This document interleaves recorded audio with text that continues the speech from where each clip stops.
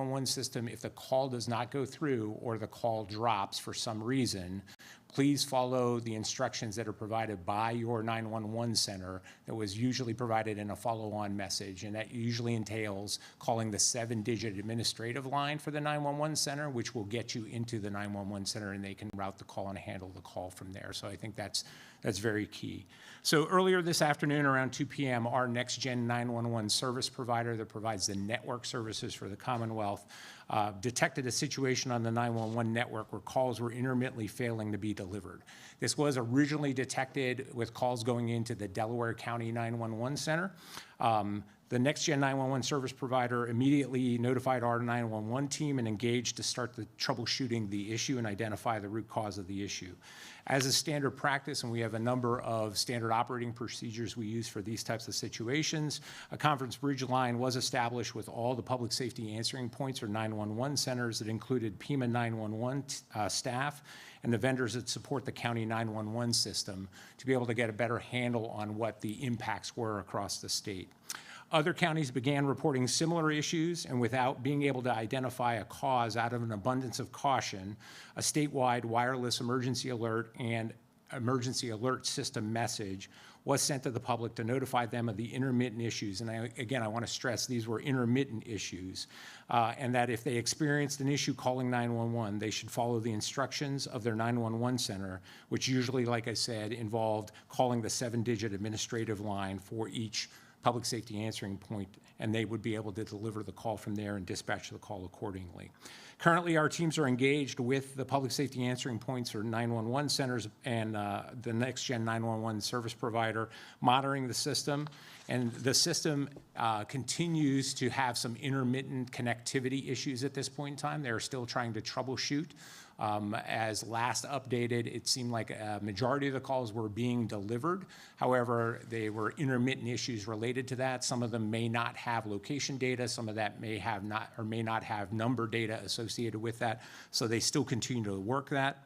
A root cause is yet to be identified. The next-gen 911 service provider continues to work to identify the causative factors for the intermittent connectivity issues. At this time, like I said, individuals should continue to use 911.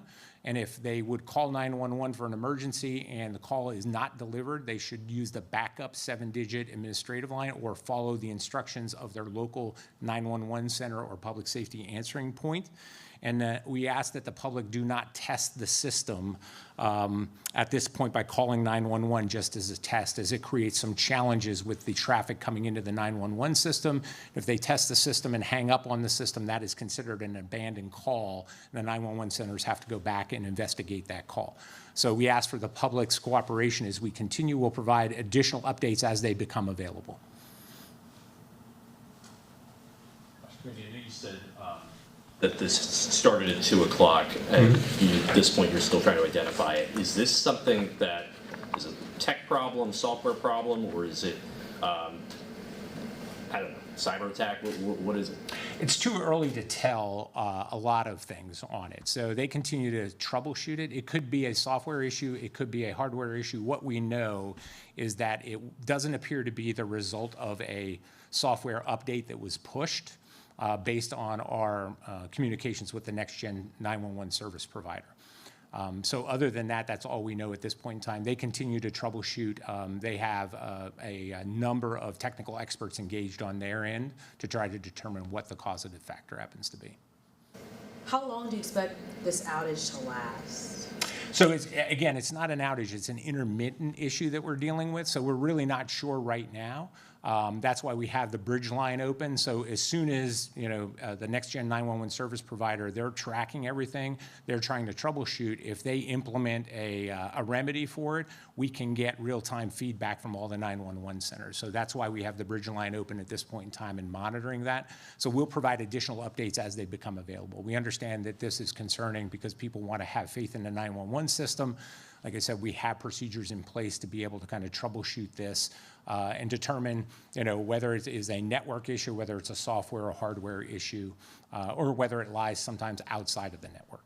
Are Are some calls going through, or? Yes, so there are calls that are being delivered. It's been an intermittent and sporadic issue. And as I indicated, some of the calls, the next-gen 911 system delivers specific information with those calls, right? So it delivers an XY coordinate for a location. That data may not be coming through on the call, or the callback number that you're calling from may not be coming through. So it's very intermittent and sporadic at this point in time, so they continue to troubleshoot it.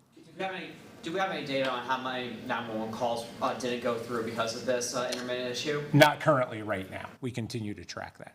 Do you foresee this happening tomorrow as well, or you just don't know? Our goal is to get this resolved in the shortest amount of time possible. And so that's why we have all the technical experts engaged with our team and all the county public safety answering points. So the goal is to get this resolved in the shortest amount of time possible, and then provide the update as necessary so everybody understands that we've identified the issue and that, or at least we've resolved the issue and the system is stabilized. There is a tremendous amount of redundancy built into the next-gen 911 system. We've seen it actually perform flawlessly for a lot of severe weather incidents where there are a lot of 911 calls come into the system. So this is not something, this is more of an anomaly for us and for the next-gen 911 service provider. So to have something like this happen and have it intermittent and sporadic. So we're definitely taking a look at that, and we want to resolve it in the shortest amount of time possible. Like I said, we have all the technical expertise engaged right now. Can you kind of explain how this sort of system is being interrupted, I guess? Like, what I'm trying to ask is, I guess, it starts in Delco, spreads around the state, you're having intermittent issues. Like, is this a service you can turn off? Or, because it sounds like it's a little complicated, but it sounds like, is this something you could turn off? Is it something you could go back to a redundant system? How does it work? So there is redundancy. There are 2 call centers in the state, essentially, and there's redundancy built into each one of those call centers, right? So I'm not a technical expert in it, but there is a tremendous amount of redundancy built into the system. So they have the ability to be able to switch certain call centers off, or certain pieces of a call center off, and then be able to route calls through the alternate call center as well if they need to. So the system architecture is designed to be robust. You mentioned about the redundancy of the system and how it's been able to handle, as you mentioned, strong storms when people are calling 911 at a larger volume here. How shocking is it to see this intermittent issue crop up given the amount of redundancies built into the system here? I think it's not unheard of nowadays. We know other states that have had 911 connectivity issues as well. I think trying to figure out the root cause. Every time we have an issue, and we've had issues before, most of the time it's been outside of the next-gen 911 environment, but we do an after-action review on those issues to try to figure out, do we need to develop new policies or procedures on how to be able to respond to that? So we're always looking at that. So this is not something that necessarily was anticipated because of the architecture of the system, but it's something we're going to be taking a look at with the next-gen 911 service provider to determine what truly the causative factor was and learn from that.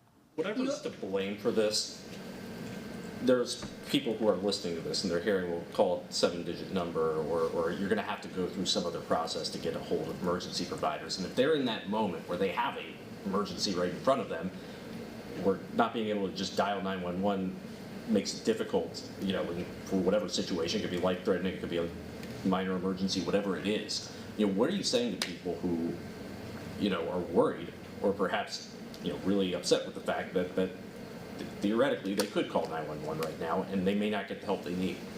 So, foundational, a 911 system is foundational to public safety delivery model, right? Law enforcement, fire, EMS, it is foundational. We understand that completely.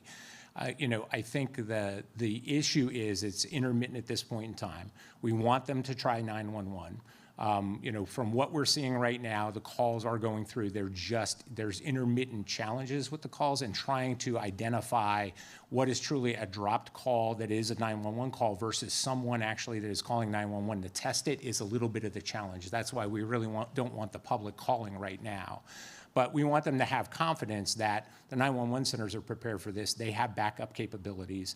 They have the ability to be able to take the call in through their 7-digit number. And we really want them to follow the instructions of their local 911 center. And they are providing that information via social media, and they're pushing that information out.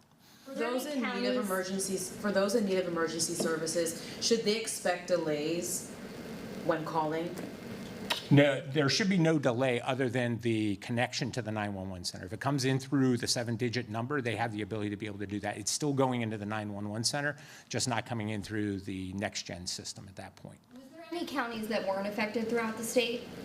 I don't think I can answer that right now because it was so intermittent. So we have all of them on the conference bridge at this point. So we're just trying to work through. And like I said, we can get real-time feedback while we're doing that. So that's what's really critical, to work with the next-gen service provider and say, listen, we think this may be the issue. We've applied this patch or this fix to it. What does it look like? And then they will give us real-time feedback on the calls that are coming through, what they look like. Do they have all the information they need?